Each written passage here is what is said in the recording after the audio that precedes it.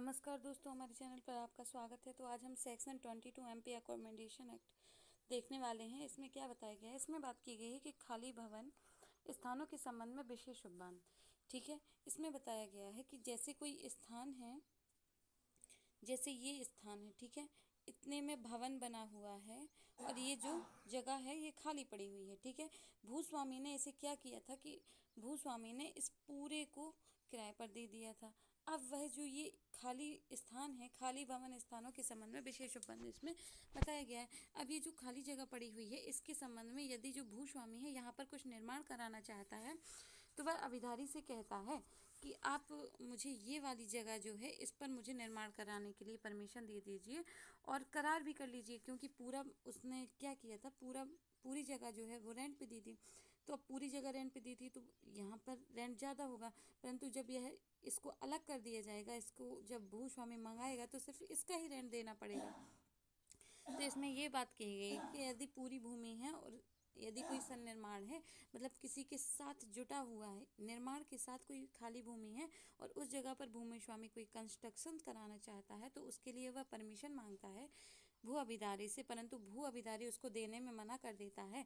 तो भूस्वामी क्या करेगा? भूस्वामी आरसीओ को आवेदन करेगा और कहेगा कि मुझे ये जगह है जो आप मुझे दिला दीजिए और मैं यहाँ पर कुछ कंस्ट्रक्शन कराना चाहता हूँ।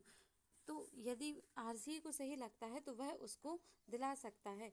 कैसे? तो इसमें बताया गया है कि खाली भूमि को ऐसे पृथक्करण का निर्देश दे सकेगा, मतलब जो आरसीए है वह इस भूमि को जो ये वाली जो भूमि है ये खाली है, इसको पृथक करने का निर्देश देगा। वो कहेगा कि इसको अलग कर दिया जाए। ठीक है, फिर क्या होता है? फिर दूसरा पॉइंट कहता है कि भूस्वामी को खाली भूमि का कब्जा दिला दिया जाए, मतलब इसको अलग करने का निर्देश देगा आरसीए के पास भूस्वामी जो आवेदन करता है कि मुझे ये वाली जगह दे दीजिए क्योंकि यहाँ मैं कुछ कंस्ट्रक्शन कराना चाहता हूँ। यदि उसका समाधान हो जाता है आरसीए का तो आरसीए इसको अलग करने की बात कहेगा कि ये जो जगह है उसको पृथक कर दिया जाए।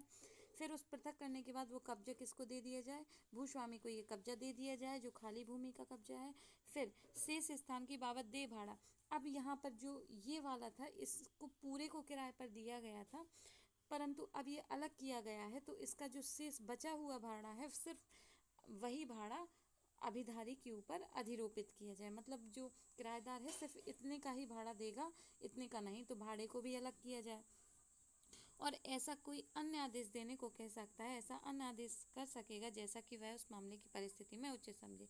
मतलब भाड़ा नियंत्रण प्राधिकारी कोई अन्य समझता है आदेश देना जो इसके लिए सही हो तो वो अन्य आदेश भी दे सकता है। फिर से देखते हैं कि यदि भूस्वामी है, भूस्वामी क्या चाहता है? भूस्वामी किसी स्थान में जो उसने किराए पर दिया था, जो उसने पूरा स्थान है, इस पूरे स्थान को उसने जो किराए पर दिया था, तो यहाँ पर निर्माण बना हुआ है, यहाँ पर खाली भूमि है, तो इस खाली भूमि को वह मंगाता है। किससे? किराएदार से मंगाता है। किराएदार देने से मना कर देता है। फिर वो भूस्वामी आरसीए को आवेदन करेगा कि मुझे ये ज़मीन दिला दी जाए। यदि आरसीए का समाधान हो जाता है तो वह इस जगह को अलग कर देगा और भूस्वामी को दूसरा कहता है कि भूस्वामी को ये कब्जा दिला देगा। दूसरी बात, फिर अन्य बात है कि ये जो बचा हुआ भाड़ा है इन दोनों को किराए पर दिया गया था तो अब आधा हो गया है, इतना सिर्फ उसको मिला है भाड़े भू अभिधारी को सिर्फ इतना कब्जा मिला है तो सिर्फ इतने का ही पैसा देगा, इतने का पैसा नहीं देगा। जो खाली भूमि उससे अलग की गई है और भूस्वामी को दिया गया है वो उसका पैसा नहीं देगा। और ऐसा अन्य कोई आदेश आरसीए दे सकता है जो वह उस परिस्थिति में उचित समझता है। तो आई होप आपको समझ में आया होगा। आज के लिए सिर्फ इतना ही, बाकी हम फिर देखते हैं। तो थैंक यू दोस्तों, बाय बाय।